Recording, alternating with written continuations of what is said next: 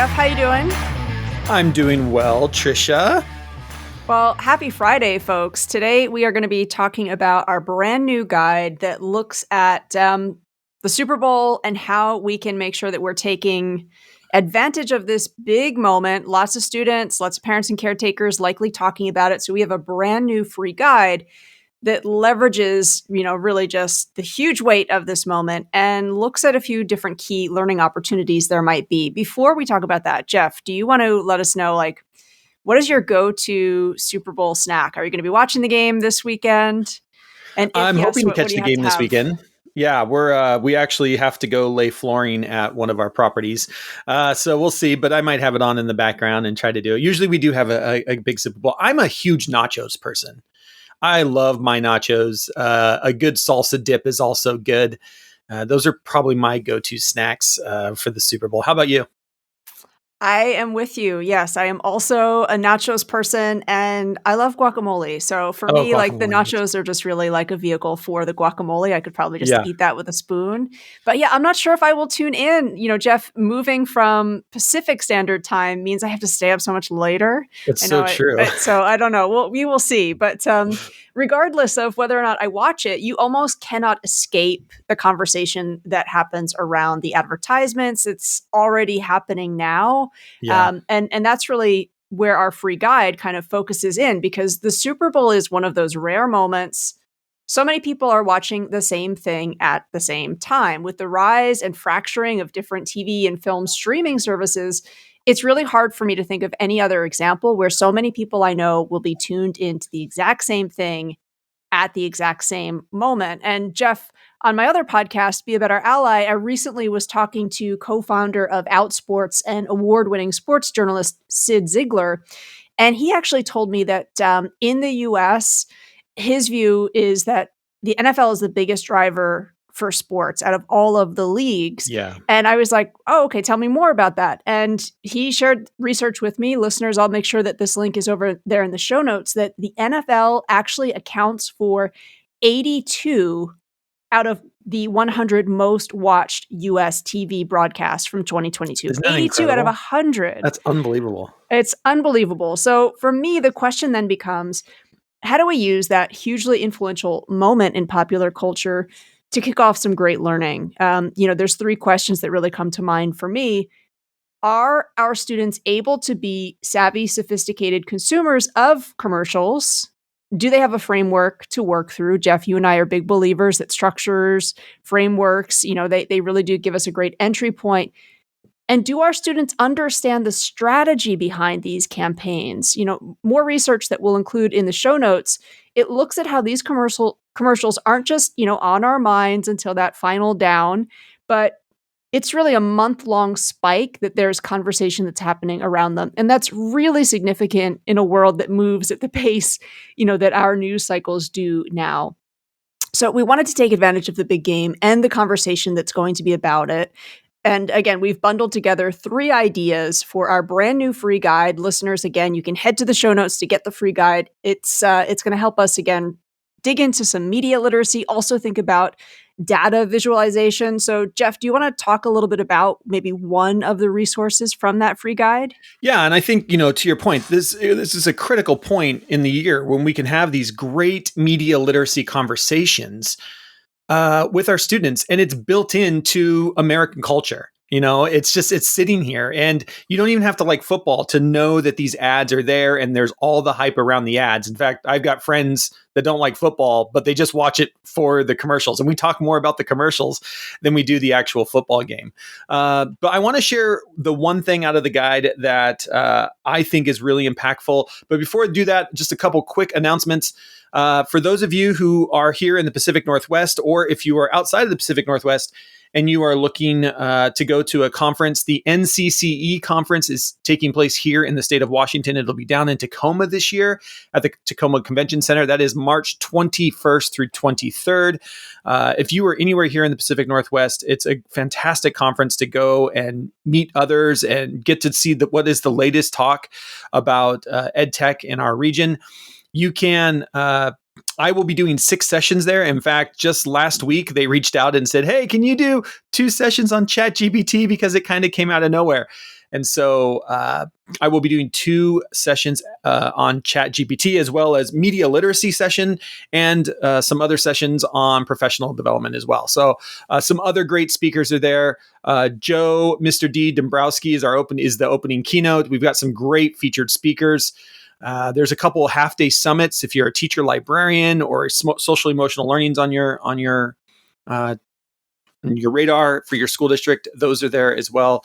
But just a great conference. I just really wanted to highlight it. And being a Shifting Schools listener, you can actually save $50 by using the promo code that is in our show notes. So you're going to have to go down to the show notes. I'm not going to say it on air.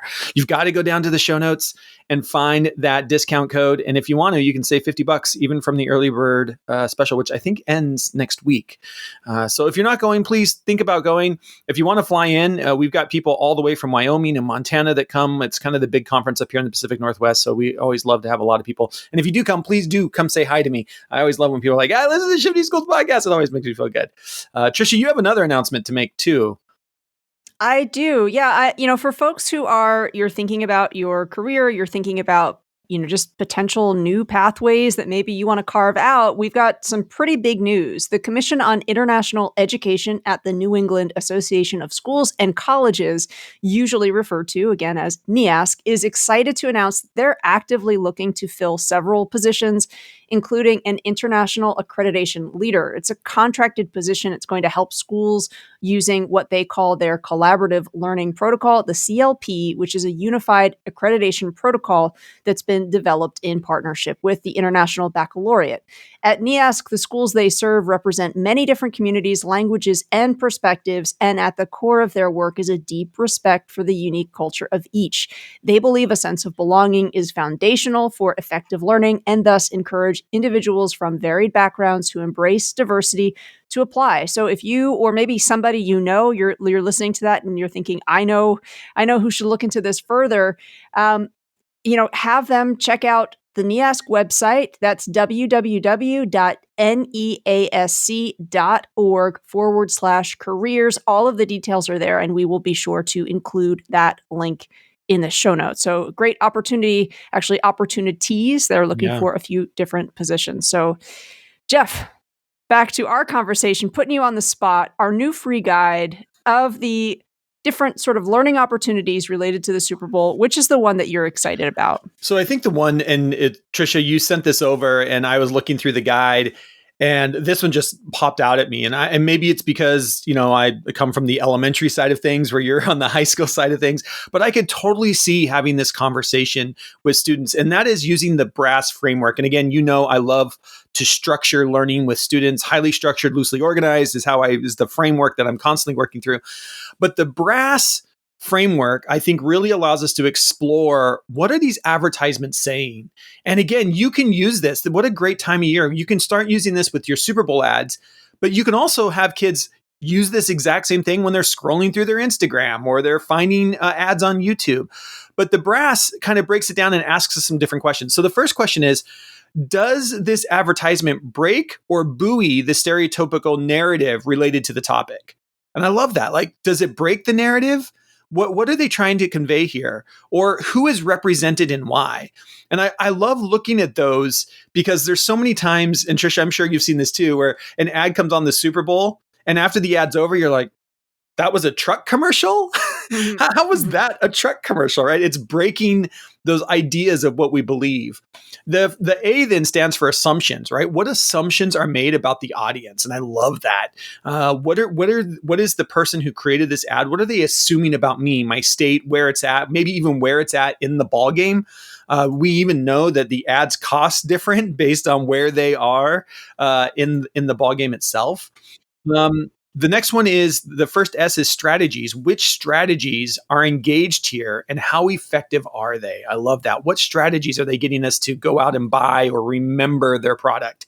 A lot of times that's a jingle. I know that there's ads from, Super Bowls of the past that literally weeks later, everybody is still singing the little jingle that was behind the ad itself. And the last S is significant. What about the context is significant to think about in connection with us? How does this relate to me? So that is the brass framework. And again, thank you to YouTube and video. This is coming out on Friday. The big game is on Sunday. If you don't have time to download this and do it Friday before the big game, all of the commercials are going to be uploaded on YouTube if they're not there already. And you could have your kids go in afterwards. And so even if students don't watch the Super Bowl, you can still take the advertisements and just the energy around it and have these conversations with your students. There's so many great Super Bowl ads.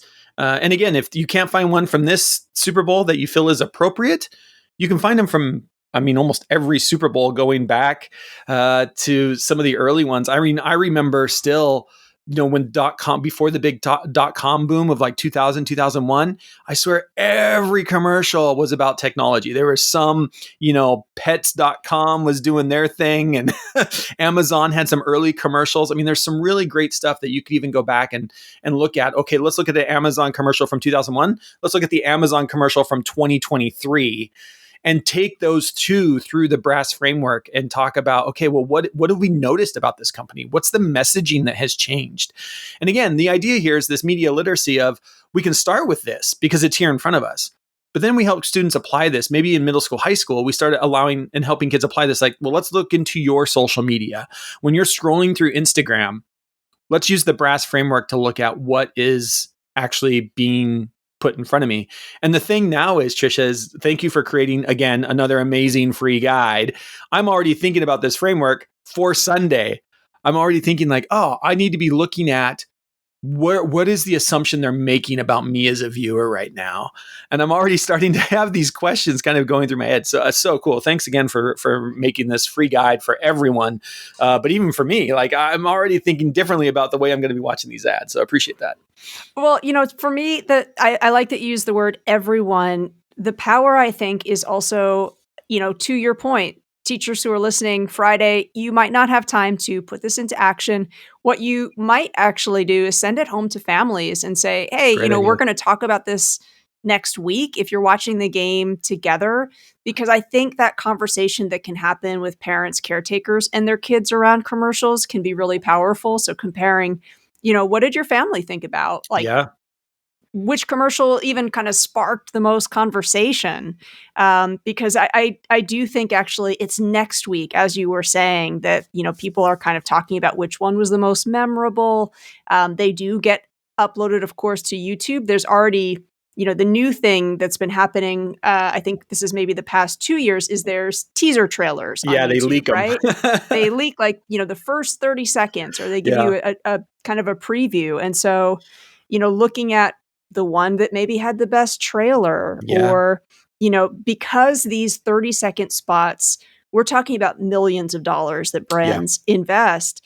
There's a very coordinated strategy, right? So you're going to see a lot of celebrities, a lot of famous folks in these commercials. They're also sharing out to their networks. So I think, again, that conversation is going to be ongoing. And for me, that's also where the data visualization piece kind of plays off, because I think it could be really interesting to break down what is a brand investing Yeah. and what's actually the value that they are getting back. We had a great conversation with Gabrielle Marit. This is episode 226, where she reminded us that a data visualization, it doesn't have to be super sophisticated, done with, really expensive apps on your computer. She sees the value in doing things by hand. So I could see a really interesting project in students actually mapping out who was involved in that campaign, which one's going to get the most views, clicks, likes, reshares by the end of February. Can you look at the data that's there right now? Look at the different celebrities that are in that commercial, check out their followers. I could see a math class kind of going deep with that and seeing, how did that brand know that in their minds it was worth spending that much money just for 30 seconds? I know. Yeah.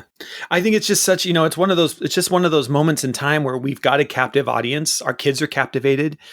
Even if they don't watch football, again, you don't have to like the game of football or the sport of football to be able to take advantage of the ads and the advertisements and just getting kids thinking about media literacy and the literacy that is put in front of them all the time, every day. And I think that to me is the critical piece. And we've got, how do we use, I always like when I'm talking with teachers, how do we use their culture against them? And what a great way to use their culture, the world that they're growing up in, against them. The other thing I was thinking about, Trisha, as you were talking too, is, I didn't even think about if you can get this downloaded in time and send it home for the weekend with parents. Most people, not everyone, but most of us now have the ability to pause the game in the middle or start it later. So, this is probably the only game where you don't fast forward through the ads, but you can maybe do the opposite thing as a parent. You can pause at the end of the ad and actually have a conversation and say, what do we think about that ad? What did you notice? And you can use any of these frameworks or other ideas in the free guide to have that conversation, and then unpause and watch the next ad. And there's this thing between seeing an ad for the first time and then watching it for like the third or fourth time afterwards, where you notice small little details or different changes that might have happened. So many great ways to use this when we're talking about media literacy today. Take advantage of it. Whatever that means for you, for your kids, for your classrooms, take advantage of the opportunity that's sitting here. And we hope that this free guide that Trisha has created for you helps to structure that for you in a little different way. And we would love to hear, folks, if you use this, if you use the BRASS framework, we'd love to hear how those conversations are going in the classrooms or what feedback you get from families. So you can reach out to Jeff and I anytime. That is info@shiftingschools.com. The link to this free guide will be over there in the show notes. Again, I think that BRASS framework, great conversation piece for families. And Jeff, to your point, the more we use it, eventually what we hope happens is students don't need the visual in front of them, right? They see a commercial and they have a framework that it's like that muscle memory piece. It comes back to them, and they're critical consumers of this content because, you and I grew up in a much different media ecosystem, right? We didn't have brands with the influence that they had literally on a device in our pockets. And so our students really need that extra layer of support, like nachos, right? They need more cheese and olives and avocado, all that kind of stuff in there. I love that. So you can find a link to that free guide down in the show notes, or of course you can always go to shiftingschools.com, click on free guides up in the menu. Also, check out our offers over on the offers page. You can find that under the podcast link to see all of our show sponsors and the different offers, including the two that we mentioned today. We'll make sure that all the links are over there as well. Trisha, Jeff, thank you. Before we say goodbye, I just realized, we should let folks know next week's Off the Cuff, the topic is one that was voted on by our newsletter subscribers. That's right. So that's something that we're going to do a lot more often is, again, listeners, your take on things is super important to us. We love hearing from you. So if you're a podcast listener, but you're not yet a newsletter subscriber, you might want to head to shiftingschools.com, sign up so that you can vote on what we will chat about on our next Off the Cuff. There you go. I love it. Thanks, Trisha. Thanks, everyone. Thank you, Jeff. Until next time, we'll see you on the network.